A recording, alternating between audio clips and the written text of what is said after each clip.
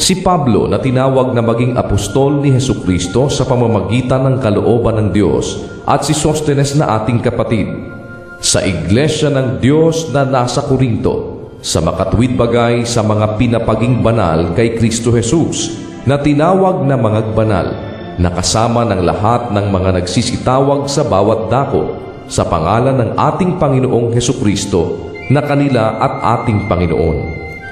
Sumainyo nawa ang biyaya at kapayapaang mula sa Diyos na ating Ama at sa Panginoong Hesukristo. Nagpapasalamat akong lagi sa aking Diyos tungkol sa inyo, dahil sa biyaya ng Diyos na ipinagkaloob sa inyo sa pamamagitan ni Kristo Jesus, na kayo ay pinayaman sa Kanya sa lahat ng mga bagay, sa lahat ng pananalita at sa lahat ng kaalaman, gaya ng pinagtibay sa inyo ang patotoo ni Kristo. Ano pat kayo'y hindi nagkulang sa anumang kaloob, na nagsisipaghintay ng paghahayag ng ating Panginoong Hesukristo, na siya namang magpapatibay sa inyo hanggang sa katapusan, upang huwag kayong mapagwikaan sa kaarawan ng ating Panginoong Hesukristo. Ang Diyos ay tapat, na sa pamamagitan niya ay tinawag kayo sa pakikisama ng Kanyang anak na si Hesukristo na Panginoon natin. Ngayon ipinamamanhig ko sa inyo, mga kapatid, sa pamamagitan ng pangalan ng ating Panginoong Hesukristo, na kayong lahat ay mangagsalita ng isa lamang bagay, at huwag mangagkaroon sa inyo ng mga pagkakabahabahagi, kundi kayo'y mga lubos sa isa lamang pag-iisip at isa lamang paghatol.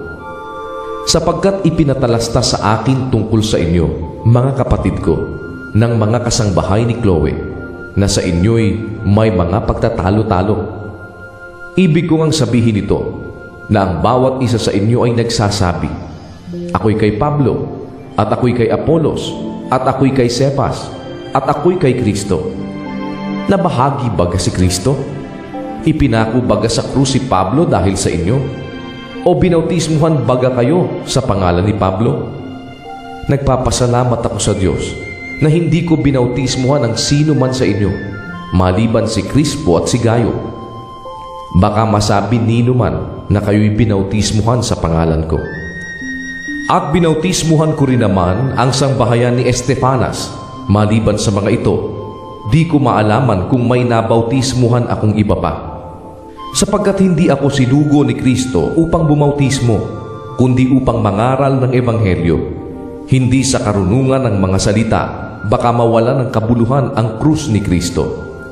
Sapagkat ang salita ng krus ay kamangmangan sa kanila na nangapapahamak, ngunit ito'y kapangyarihan ng Diyos sa atin na nangaliligtas.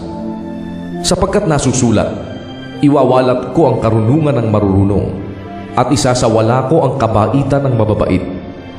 Saan naroon ang marunong? Saan naroon ang eskriba?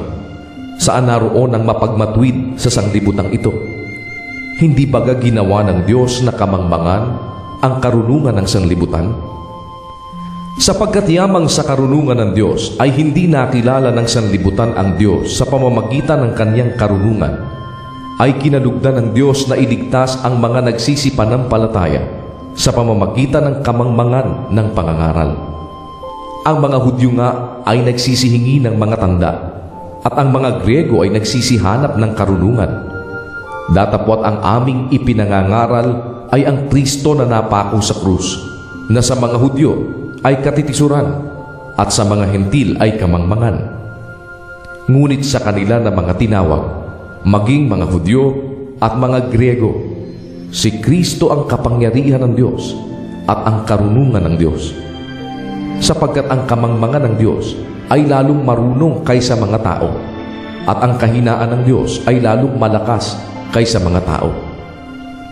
Sapagkat masdan ninyo ang sa inyo'y pagkatawag, mga kapatid, na hindi ang maraming marurunong ayon sa laman, hindi ang maraming may kapangyarihan, hindi ang maraming mahal na tao ang mga tinawag, kundi pinili ng Diyos ang mga bagay na kamangmangan ng sanglibutan upang hiyain niya ang mga marurunong, at pinili ng Diyos ang mga bagay na mahihina ng sanglibutan upang hiyain niya ang mga bagay na malalakas, at ang mga bagay na mababa ng sanglibutan at ang mga bagay na hinamak ang pinili ng Diyos.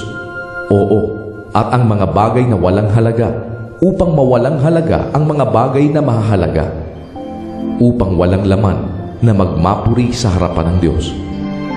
Datapot sa Kaniya kayo'y nangasa kay Kristo Jesus, na sa atin ay ginawang karunungang mula sa Diyos, at katwiran, at kabanalan, at katubusan, na ayon sa nasusulat, ang nagmamapuri ay magmapuri sa Panginoon.